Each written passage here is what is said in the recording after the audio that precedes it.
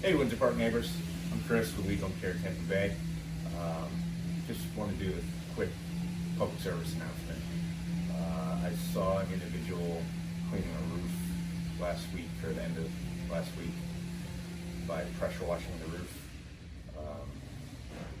That's not the proper way to do it. You actually destroy the roof by doing that.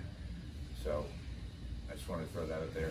A lot of people use me because they know me. I'm sure you know somebody or have a friend that recommended somebody to you. So if you don't go with me, totally fine.